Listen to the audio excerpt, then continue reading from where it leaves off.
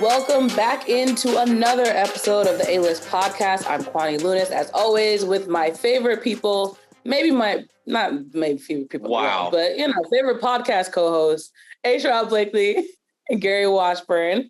I can't believe Kwani nose just grew right before our eyes. You see that? She had a Pinocchio moment right there and caught herself. My favorite people. Kwani, are you 100% sure? My favorite podcast co-host. Are you 100% sure of that, Kwani? She's 99.9% sure, Gary. 99.9%. Can't be 100% sure. How are you two doing? It's been a week. It's been a week. A big fat week. We're getting to that point where, we're just trying to get to training camp, and get this season going. So let's get it. Well, did you hear the big news? The Celtics have signed someone? Jake Layman? They've added our good friend, Mr. Layman. Massachusetts native. Shout out to Bobby Manning for breaking that story of CLNS Media. Yes. Jake Layman. I've seen him play a few times. Seen him in Summer League a few times. I got lots of thoughts on Jake. I'm curious to know what Gary thinks about him. Because, Gary, what are your thoughts about Jake? He's a really good athlete. He's kind of a high flyer. Obviously a local kid. And, he just hasn't been able to break into the rotation. I thought he had some real chances in Portland. Then he went to Minnesota and just basically disappeared. So that's why I don't think he signed with anybody in the offseason, and he signed a training camp contract, because I just think the last 2 years of Minnesota, he just hasn't played much. He fell out of the rotation. He's a bench guy. So it'd be interesting to see if he still has something left. They could use another really good athlete, a swing man. Can he be that kind of guy? Can he hit a three? Can he make the team and just be like one of those guys at the end of the bench? I don't think, Jake's going to play 15 minutes a game, but can he break through and make the roster? So I think that's his goal, obviously.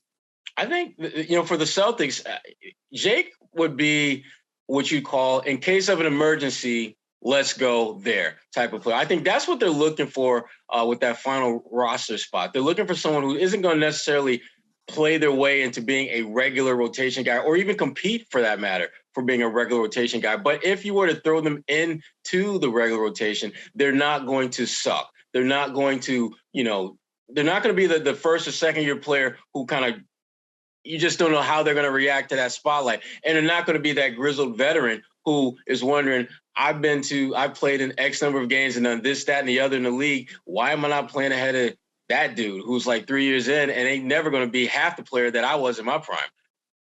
I think for Brad Stevens and those guys, they're not necessarily looking for the best player. They're looking for the best fit for that particular role. And I kind of get that more so when you're talking about a championship caliber team. But that being said, I still think they need to get Melo. I still, it's one of the few things that Gary Washburn has actually been able to, I think Gary might be right for once in his life, which again, it reminds me of the Rasheed Wallace, a broken clock is right twice a day theory.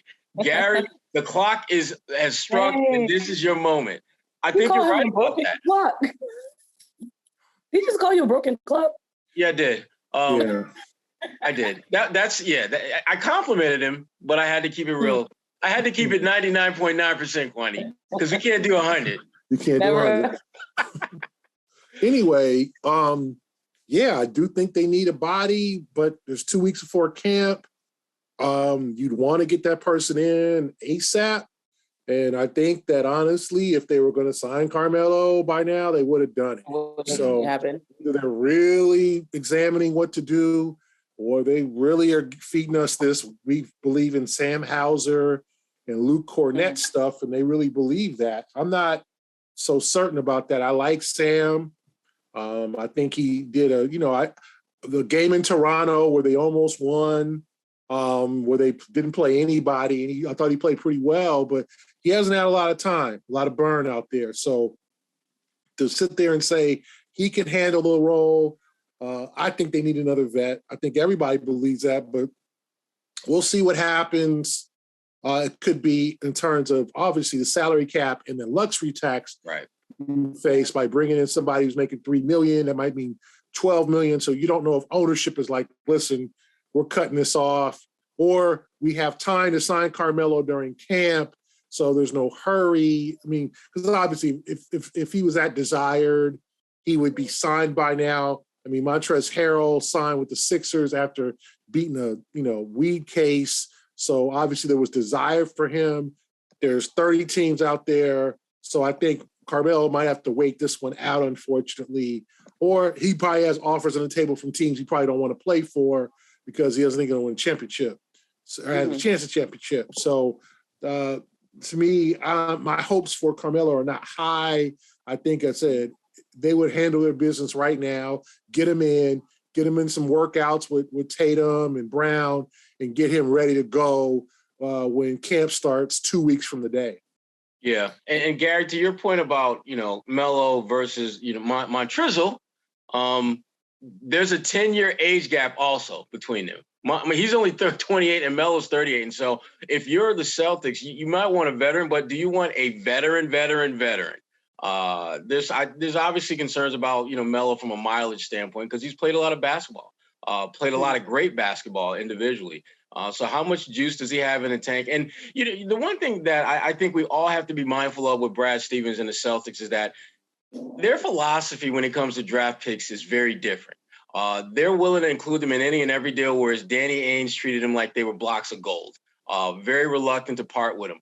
And while Brad is willing to part with them, he's not willing to sacrifice developing young players in order to do that, which is why you see a lot of guys that they're bringing in who were maybe didn't quite work out with another team, but are young enough to have potential to be a contributor in the NBA. And I think that's one of the things that would attract him to someone like Jake Layman, a young guy who's been in the league 5-6 years. He's played on a couple different teams, has shown flashes of being someone who can help a team, hasn't really quite found his exact fit, but there's enough positives about him from a potential standpoint where if he's at the end of your bench, you're not freaking out about that because, again, there's enough potential where you could see him having a certain role on your team, but he's going to have to beat out Denzel Valentine and Justin Jackson, another couple of guys who are in that same kind of big wing type position, who've been in the league long enough to where they're not new to this. So training camp is going to be interesting because that battle for that last spot, you've got a lot of different guys who all have different things they bring to the table. It's just a matter of the Celtics figuring out what exactly is their most pressing need with that particular spot in their rotation, or excuse me, not rotation, but in their roster. And Sherrod, you bring up a really good point. We talk about the fact that when you do have young players, this is the opportunity to develop them. But Gary, to your critiques of why one of the reasons why they lost in the NBA Finals was because they didn't have enough talent when you look at the depth of their roster. So where is that happy medium of them getting veterans, but also, okay, maybe you're not getting a 38-year-old, but someone that is experienced enough to really contribute to that end of the bench? I mean, to me, you're playing for this year. You're playing for now. Okay, you're not playing to develop guys. Like, you're past that limit. You develop Tatum, you develop Brown, you develop Robert Williams, you develop Grant Williams. You're developing Peyton Pritchard. You got rid of Aaron Nesmith because he wasn't developing. So you developed 5 or 6 guys on your roster over the last couple of years. You've taken the hits, okay, into capable 2 all-star caliber players, 1 top 5, the argument might not be he's not top 5 anymore, but top 10, and then Jalen top 20. And then Robert Williams, who will turn into a top 5 defensive center. Grant Williams, who's a good swing man, comes off a very good year, and Peyton Pritchard, right?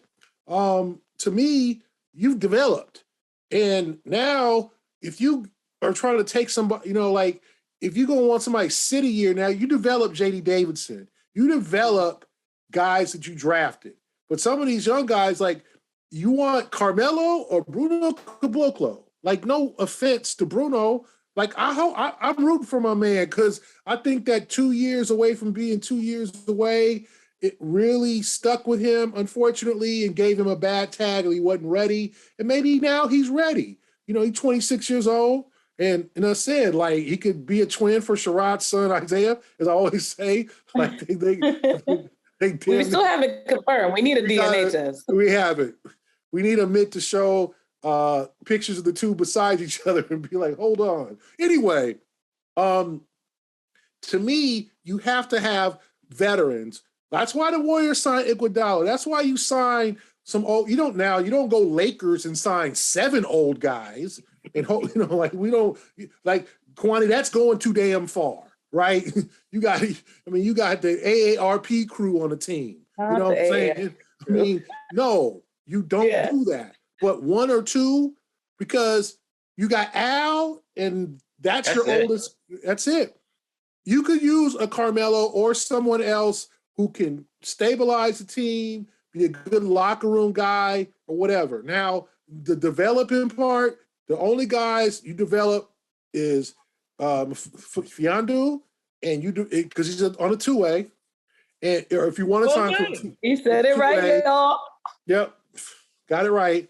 So the training camp's coming. I ain't gonna embarrass myself on me. I'm embarrassing yourself. So, and JD Davidson, okay. And those are the 2 guys you focus on developing. Now, if Noah Vonleh comes in and plays like a monster, like baby Moses Malone, or okay, you keep him, but he got to show that in camp. But you're playing for this year. And so to me, you sacrificed, Matt Ryan, they let him go. Like, if you want to develop, bring Matt Ryan back. It's just to the point of like, they done enough of that developing. They done enough. This is the year you're going after the championship. Okay, Cleveland's coming after you now. Brooklyn coming after you. Milwaukee, Philadelphia. Right, you are the top dogs. People are picking the Celtics to win it all. So you got to do everything you can to win it all. You can't be thinking about next year. Win a chip, then you talk about next year. Win a championship first. Well, you've already built your roster in a way where you can do both. I mean, you've got your team. You proved this past season that you've got the talent to go to the brink of winning a championship. And now it's a matter of just augmenting. Where did you fall short? And when you look at a guy like Jason Tatum, if he's playing not well or he's playing hurt, you don't have anyone that has that DNA. Jason is a bucket getter. He's one of those guys. Carmelo, even at his advanced age, he can't do it like he did back in 5-10 years ago, but he still has that DNA. If Carmelo is on an NBA roster, no one will be shocked if he goes off for 20, 25 points on any given night. He has that in him. Yeah. You don't have right now, the Celtics, when you look at the end of their bench, Sam Hauser, he might get you 25 up in Maine. He might get you 25. I mean, he can hit 5 or 6. He's capable of hitting 5 or 6 threes in a game. Yeah. But I just don't understand the reliance on him and with this third center position, Luke Cornett was gonna I think some guys are who they are. Sam is a shooter. I get it. They got burned by letting Max Strus go and keeping Javonte Green, and then they kept Taco on a 2-way and all that. And I think don't forget about Tremont Waters, who's actually playing well for Team Puerto Rico in the FIBA. So good for Tremont. Yeah. So they made some mistakes. They let Strus walk, and now he's a starter for Miami. So I'm sure Hauser's benefiting from that because they're like, we're not letting another pure shooter just walk away from the franchise, walk away from the organization, and walk to a rival who's it's going to click for Sam. I just don't know if it's this year under this type of pressure. But I do think, he's a capable player, but can he take that role?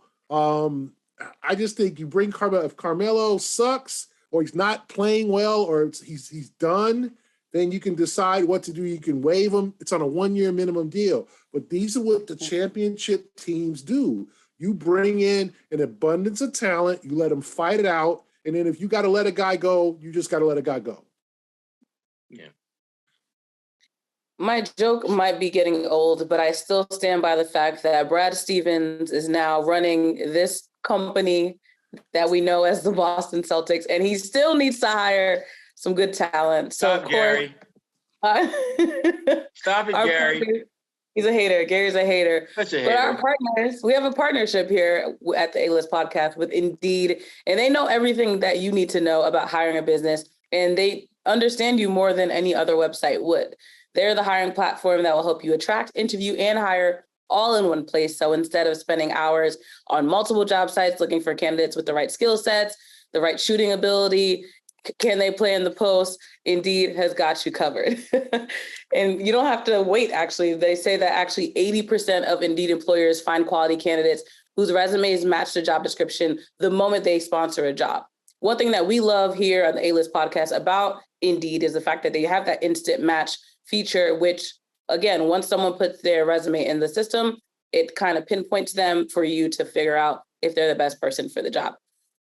Instant match is actually, as soon as you sponsor the job post, you can get all of these candidates immediately. So all you need to do is go to Indeed.com/A-List. You'll actually get a $75 sponsored credit from us, our gift to you to upgrade your job post. Indeed.com/A-List. You need to hire, you need Indeed. Indeed you do. So, Sherrod, Gary, let's talk about some former Celtics players who are not in the league anymore, actually, but let's kind of catch up with them. So Jordan Crawford was on that 2013 Celtics team, and he's reportedly signing with the Bahrainian Basketball Association. And then you have Jared Sullinger, who's reportedly signing with the CBA, the Chinese Basketball Association. So they're not in the league anymore. It's basically like, yeah, they don't have an NBA team in Bahrain. Nothing. Nothing. Good but guess, which of those but that being said, which of these two would you think would either help not only the Celtics but another NBA team right now? Like, is still relevant in that sense? Sullinger. I think it's Jared. I mean, because of the namesake? Like, I feel like he's a bigger name too, though. Well, I think that the thing about Jared is that when you look at what Jared does when he's at his absolute best, are things that every team in the NBA wants. A guy that can rebound, a guy that can stretch the floor a little bit. I thought his three-point shooting was getting better. It's not great. But you look at most of the bigs from that period of time who began to experiment more with three-point shooting, the more they shot, the better typically most of them got. And Jared, again, the one thing that is never going to change about him is his ability to rebound. And that's one of the things that a lot of teams now and for I think till forever are going to want, and that's guys who can rebound. But Jordan Crawford, I love Jordan Crawford. I absolutely enjoyed the hell out of Jordan Crawford when he was in Boston. The thing that I've never really been able to kind of quite figure out is why he wasn't given a little bit more leeway in the NBA, because so many of the questions that people had about Jordan as far as maturity and can he be a playmaker, can he be a good teammate, I thought he answered a lot of those questions when he was in Boston, particularly when they moved him over to the point and he began to run the offense. And you saw that he could still score and get buckets from time to time, but he was actually making a conscious effort to get others involved. And I thought he really did a good job in the role that he had executing that. I was a little surprised that he didn't get a little bit more runway afterwards. But the other thing too, Jared's younger. Jared's I think just turned 30 or recently turned 30, and Jordan is 33. And for point guards, if you're not top 10, top 15-ish in your prime, by the time you hit those early 30s, you're pretty much a wrap in the NBA, whether you deserve it or not. But I would say Sully. I would say Sully would be the guy that could probably help more teams than Jordan. And you have to take it with a grain of salt, the fact that they are both still playing professional basketball, whether or not it's in the NBA, it's still, I think, a blessing to still be able to play the game at that point in your career. Yeah. Wow. Jared was the number one high school prospect when he was in high school in Ohio. And he probably could have left after his freshman year at Ohio State, but he went back to school and then he fell in the draft. I always viewed Jared's story as kind of sad that he put up 14-7, he was not a bust. And then suddenly he had weight issues and maybe caused his back problems. And then he got the the tag that he was gonna turn into Oliver Miller or one of these guys who couldn't, lose the weight, and then he had the incident with his fiance, now his wife, and he's got, I want to say he had twin, I want to say his 3 children now. He's married. Like Jared, it's sad that he just never really got a full shot. I talked to him a couple of years ago, and he had lost the weight, and he was coaching in that TBT. He was coaching. Like, it's just sad that he never really got another chance, because on the level where he's playing with, like, I think a herniated disc during his early years with the Celtics, so he had back issues. I know that scared teams, and the weight issues, but it wasn't like he was a near double-double then. Yeah, it wasn't like he was playing with, and I said I covered the late Kevin Duckworth when he was with the Clippers years ago, and Kevin was just like, 360, and just too heavy to play. It just was not good. I've covered a couple of those guys, Stanley Roberts, in the same damn team with the Clippers. I could write a book on that, covering that team. But do it then. Yeah, I should. That was interesting. Coached by former Celtic championship coach Bill Fitch. But, there's guys I've seen, but I thought Jared deserved an honest to goodness second chance to make the league. It looks like he had dropped the weight. And then I know he was playing in China before, and he's playing locally. And, I just think he could have gotten another shot. Now, I don't know at 30 whether a team would even, whether, I know he's coming a couple of years ago, he wanted to get a shot.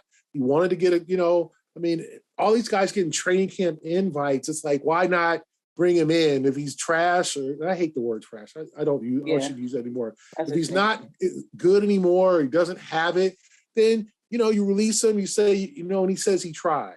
Like, I always look at that story on my favorite 30 for, I love the 30 for 30. My favorite one is on Marcus Dupree. The best one that ever was. I mean, if you saw that one, the running back from Oklahoma, and I remember when he was in Oklahoma, the Jerry Curry, he was running over fools. I mean, he was like a grown ass man as an 18-year-old running over people, and he gained all this weight and blew out his knee, but he came all the way back, and he made my favorite team. He made the LA Rams, and I remember being younger, I was like maybe in college, and he had made the Rams, and like he had come back, and he did it. Like that was his thing. I wanted to come back and play. And I think Jared deserves that shot. A lot of guys, like, hey, I don't want to be a superstar. I don't have to, be an all-star anymore. I know I'm not going to do that, but to make a squad, to be at the, and I just think he deserved that. I feel bad for Jared. And maybe it was like, hey, he's got a family now. He's married. Things have changed. He's more into being at home with his kids. But I always thought he should have gotten a fair, if you look at his numbers, and, for what he put up that first year for Doc, and he put 14-7, and he was like Sherrod, you said he was an improving shooter. It was just his back was bad, and everybody knew, okay, Jared, you're going to need to lose some weight, because remember, Big Baby had just come through Boston, and I think the Celtics were a little frazzled by that situation where Big Baby never quite got into great shape. Even when he went to Orlando, and then he, now he's out the league and what he's doing or whatever, he never kind of became a real consistent player. And I just think that maybe some reputation things hurt Jared. The back situation, the off the court things all came, and he was still 23, 24, and it was always going down. So I hope that Jared gets another, if he wants to, gets another shot. If not, make that money in China. Sherrod's favorite league, the Chinese Basketball Association. CPA. He's an official sponsor. Go make that money. But I always thought he should have got another shot. I really think, unfortunately for him, where there's bad luck, and maybe, as I said, he might not have wanted it much because he started having kids and being a family man and being able to be near his dad and his whole he got a huge family in Ohio with his brothers and stuff. Maybe that was just like, hey, this is good for me. But Jared, I like Jordan Crawford, though. Jordan could score. Now, he wasn't necessarily a great passer, but Jordan could put the ball in the hoop when you wanted him to. He's but getting with better. Jared, our loyal listeners might remember that we actually had him on the pod in May of last year. So the episode may be a little dated, but when we talked to him, it seemed as though he was obviously still open to any opportunities in the NBA. So we'll see. Maybe the CBA will be the demo reel that he needs to get Hook back. him up, Sherrod. Give him a shot. Help him out. Yeah, Sherrod. Look, man, I did what I could with Shadlick Randolph and got him over here. Damn. Come on, Sherrod. Give my man a job. What you doing, man? Damn. The NBA has a little bit of controversy going on. I'm sure the two of you know at this point that the NBA has since suspended the Phoenix Sun and Mercury owner for Robert Sarver for his basically misconduct in the workplace. It was recorded that he said the N-word about 5 times and had sexist remarks, and it was just toxic in every sense of the word. But I'm curious if you guys think the 1 year fine is like enough of a suspension for something as severe as that when you own teams that primarily have Black people on it. See, here's my thing about the suspension and the fine. And the fine that's going to social justice, like.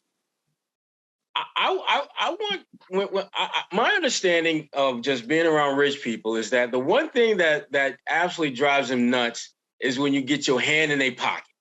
Now, the $10 million is a nice start. That's a nice start. But I would like to see them take away any type of financial gains that he can make for an entire year so that he can, financially speaking, feel the brunt of what it's like to not have a job for a year. Mm-hmm. That's what I want to see. In addition to the other stuff that they're going, I would like to see him suspended longer, but I know the NBA, they're just not going to do that. So if I can't get rid of him in that capacity, I want to hit him where he's going to feel it, and taking money out of his pocket for an entire year, he's going to feel that. He would absolutely feel that. It's not enough for me. Gary, what do you think? It's interesting because obviously it's comparable to 2014 and Donald Sterling, where that was exactly. That was Silver's first major move. I mean, he was like 2 months. It was like, the late great David Stern kind of left Silver with Donald Sterling. And I think a collective bargaining agreement. Like Silver was like, avoiding bullets when he first came into his administration in early in 2014. And he made the hardcore decision that was completely supported by almost everyone on Donald Sterling. Like, hey man, you suspended for life. Now did he make profits off selling the team? Yeah, you can't really stop that. But he got Sterling the hell out of there. And it will be in my book on the Clippers. I covered Donald Sterling as an owner for 2 years, and Donald was he was a delusional man. He's a delusional man. 99.9, Gary. Come on now. Just lives in his own world.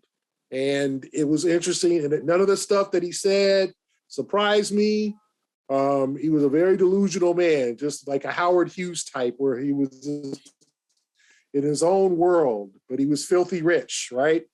And I think with Sarver, the things I've heard about Sarver over the years is more his meddling with the team. His basically, one, being cheap. Now that hasn't happened the last couple of years, so he's turned things around, hiring James Jones, hiring Monty Williams, trading for Chris Paul, giving Devin Booker the bag, because that was, and I credit Ryan McDonough. A lot of things Ryan McDonough got bounced out of Phoenix for not carrying the franchise, but a lot of the moves that they ended up going to the finals with was moves that he made. Now, was it fair that he got bounced? Maybe it was, maybe it wasn't. I think Ryan's a good guy, but I just was told by people in the organization that, over the years that he just meddles too much. He wants to be the de facto GM, and it's not. Mark Cuban lets people do their job, but he's always there, and he treats the players right, and he gives them the video game system in their locker, things that the players like.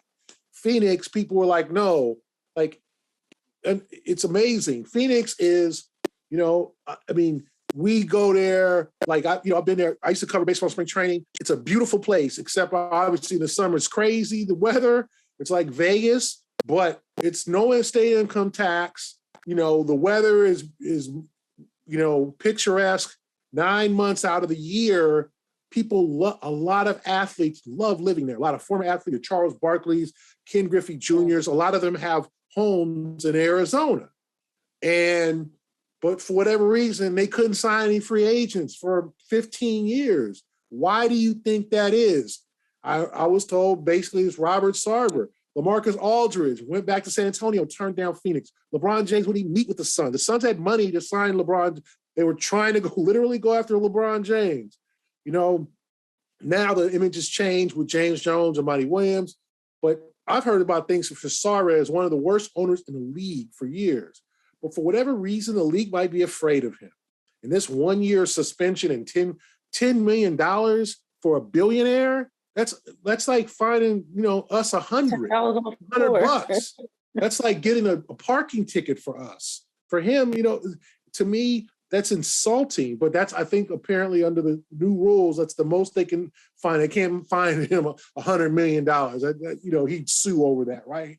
So that's the most they can sign. But the 1-year suspension, and I'm sure he told them in the meetings, listen, I have a black GM who's done a great job. I hired a black coach.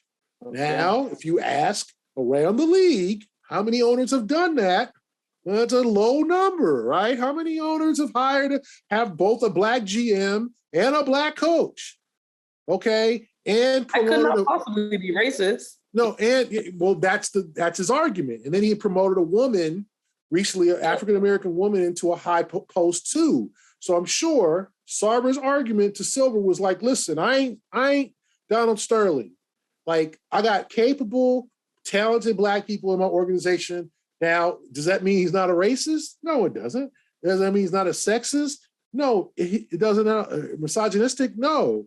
But I think he argued, obviously successfully, to keep his ass and keep his team, that he has people of color, and he's hired previously. He had Earl Watson as coach. I think, wasn't your guy as coach for a minute? Lindsey Hunter, wasn't he Phoenix's coach for a hot minute? Like, it's not like he hasn't hired black coaches, okay? It's not like he, so I guess his argument is, listen, like, I'm trying here. And, and now the NBA is, well, he has kind of a crazy little, strange sense of humor. That's not funny. Like, you can't say things. This is not the 70s. You cannot, and I tell people that all the time. Like, you watch these old comedy shows and stuff, and this stuff they used to say on sitcoms and things that were referenced to black people and gay folks and women. And back then there was laugh tracks. Now it's not funny. You cannot say these things.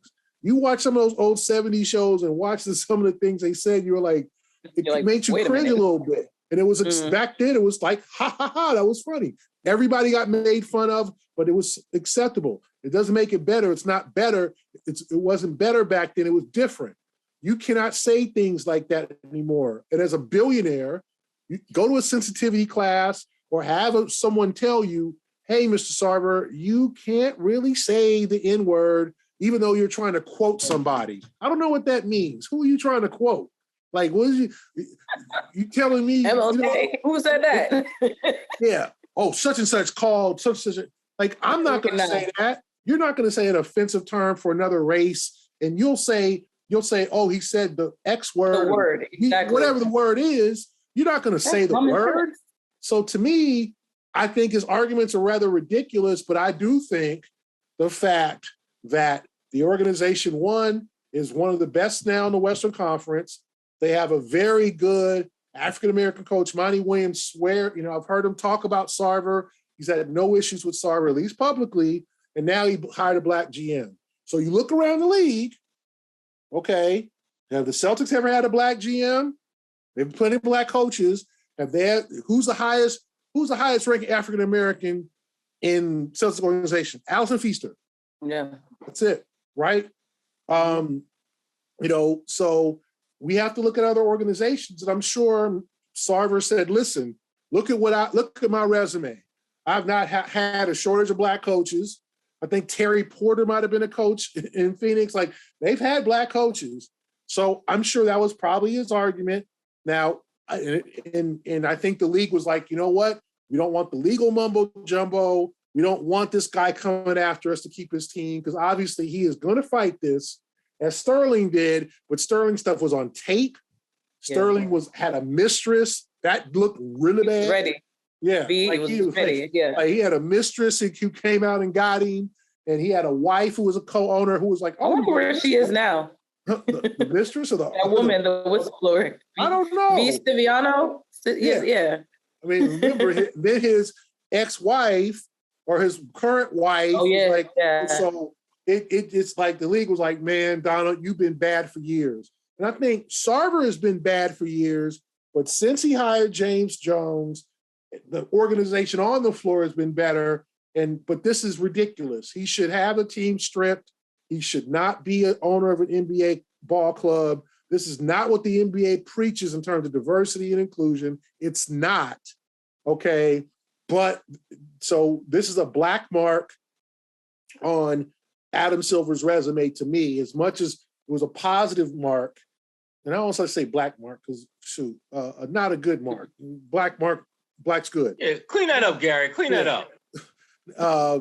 Not, it's just a negative mark on his resume just as much as it was a positive mark when he ousted Donald Sterling. This is not flattering for the league. This is rather embarrassing to me, simply because like all the stuff that's come out. And then, but he's got a great, strange sense of humor. He was just joking. No, you're too old for that. Gary, this is Pookie cutting a deal. That's what Sarver did. I mean, we can talk about this as punishment, but this is cutting a deal. When you think about the impact of what he did, the precedent that Adam has set when these type of things happen, and what the actual treatment of Sarver is, they cut a deal because they knew that if this thing went the full distance, Sarver is going to do what anyone in his position would do, and that is throw anyone and everyone under the bus. Nino Brown. If he's going down, Kareem Akbar, the educated. Exactly. That's for Vinny Goodwill. Tell Vinny, that's for you. Yeah. Vinny. Yes. But yes, he is taking people down because Sarver's like, all you owners want to vote me out. I got dirt on you. I got dirt on all y'all. So I want to cut a deal. Remember, and he did. Sterling was not the friendly with a lot of owners during his time with the Clippers. They thought he was a buffoon. Yeah. I mean, I remember literally seeing Sterling courtside in my years covering the Clippers, talking to the Maloof brothers from the King, who owned the Sacramento Kings. The owners when the Kings had, Chris Webb and Mike Bibby and Rick Adelman. They were like twins, not twins, but brothers who bought the Kings. And then they ended up selling them. I think they ended up, having some money issues. But I just remember seeing Sterling like eating popcorn during the conversation. It was all over his shirt, just like, and then it was just like, wow, that's the owner of the team. And it was just, his shirt was just filled with popcorn crumbs on the floor during like pregame. And he just like couldn't stop eating his popcorn. And I was just like, wow. Popcorn, yeah, that dude represents the league. He had a mistress. He had a whole mistress. He had plenty of stuff going on. But the thing that frustrates me, y'all bring up a really good point, though. This is the fact that this league preaches diversity and inclusion and Black empowerment, and yet when you look at the institutional history of the way ownership has been in the league, I think this was the perfect time for Silver to just put his foot down and say, this is not the example of what we want this league to be. And I mean, you have the reports that the NBA wants to expand to 2 more teams. And the fact that you're still not even fixing the ownership groups that you have now, I think they need to fix what they're doing before they even consider expanding back to Seattle, reportedly in Las Vegas, because it's just unacceptable. You have Black players making up a majority of this league, and yet they don't even see themselves represented at the top. What message does that send to your players? I gotta believe, though, that if the NBA ever got serious to the point where it became more than just stuff on a rumor mill, you better believe one, if not both of those teams, is going to have at least one high up the food chain executive who is either female or person of color. They're going to either give the Las Vegas team to LeBron or Floyd Mayweather. Right. That's what I've been told. Now, Seattle's a whole different story. There's going to be a lot of people trying to buy that. That's going to be, the Seattle, because you got Microsoft up there, Nordstrom, a lot of big business. Just give my boy Isaiah Thomas a job and we good. Yeah. Just give my boy IT a job, we good. But did you guys see Jaylen Brown's tweets? I mean, obviously it's just a tweet, but when they were tweeting about what the potential Seattle team would be, he said that an expansion team owned by the players would be ideal. And the NBA PA president kind of replied to that, like, "Oh, I'd love that idea." You don't see that as a possibility, clearly. That's a horrible idea. You can't be an active player on the team. But no. I think in Seattle, there's going to be a lot of big money. And that's where Steve Ballmer, who ended up buying the Clippers from Donald Sterling, and his wife came from. There's a whole nother story of Ballmer wanted to buy the Sonics when he was at Microsoft before they got sold to Oklahoma City. But that didn't work out. And so he wanted a team, and he bought one in LA. And now I just saw the outskirts of the stadium. They're building I did not know where they were building this new Clippers arena. And I went back home to see my mama, and it's literally across the street from the SoFi Stadium. Inglewood, up to no good. That's my home. I love Inglewood. That's my hometown. Your mom lives near SoFi. Oh, yeah, you did say that. Yeah, you did tell us that. Huh?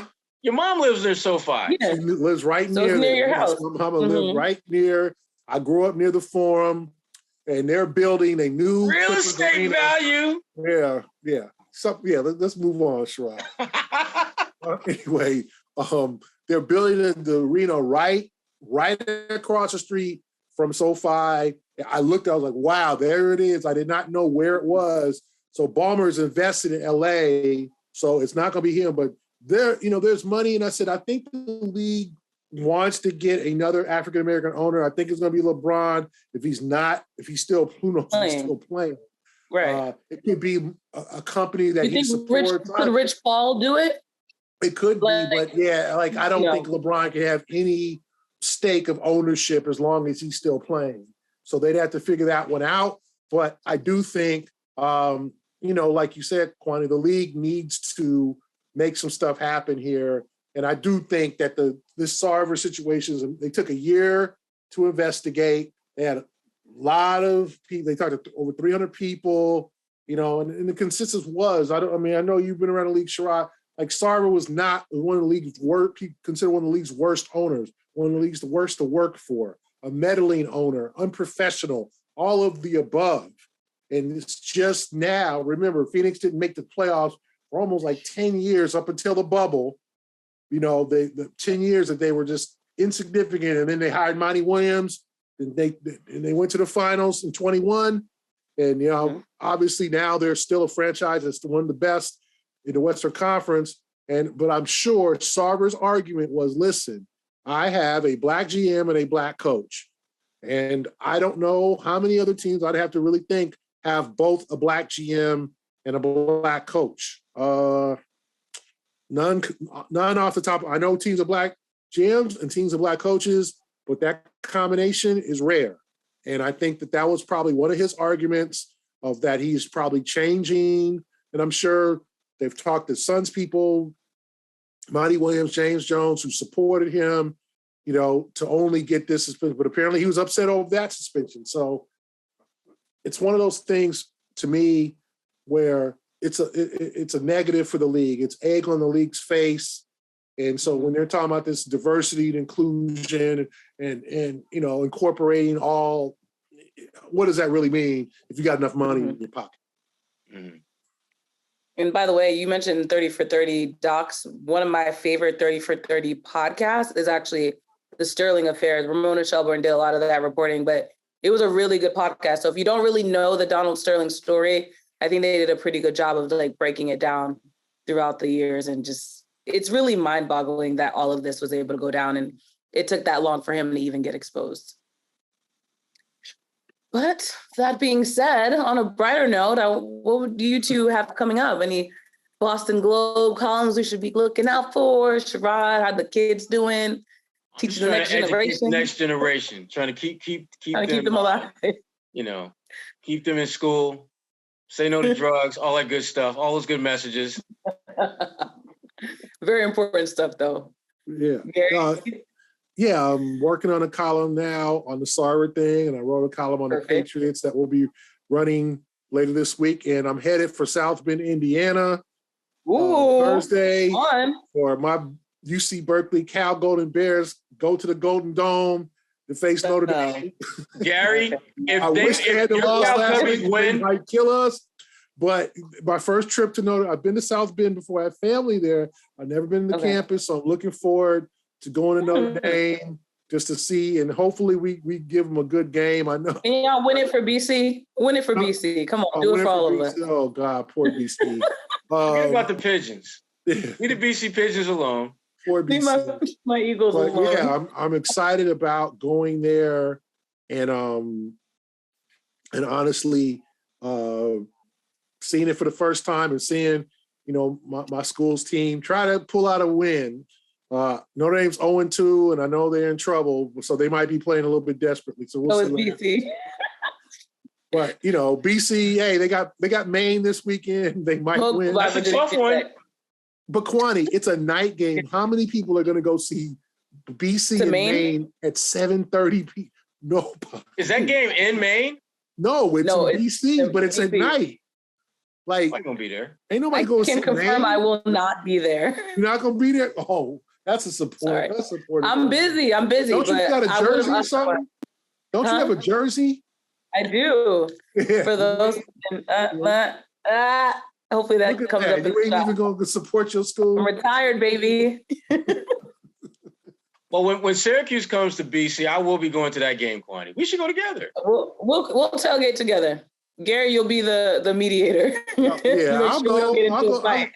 BC is a great place to watch a game. I've been there 5 times. It is a wonderful stadium atmosphere, especially a day game to watch a good football game. Right. But the other team, it's got to be Clemson or Florida State. So y'all be there October 8th. Clemson will be in town. October 8th. Yeah, I'm shooting for that Clemson game.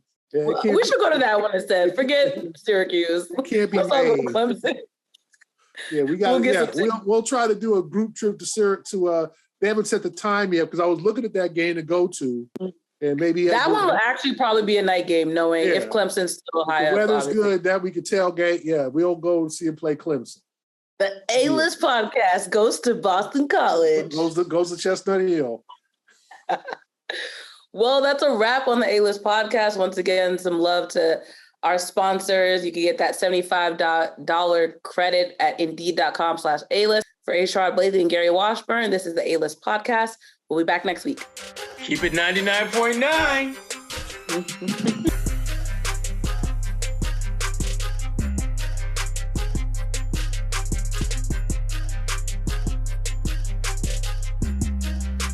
The A-List podcast is powered by Indeed. Start hiring right now with a $75 sponsored job credit to upgrade your job post at Indeed.com/A-List.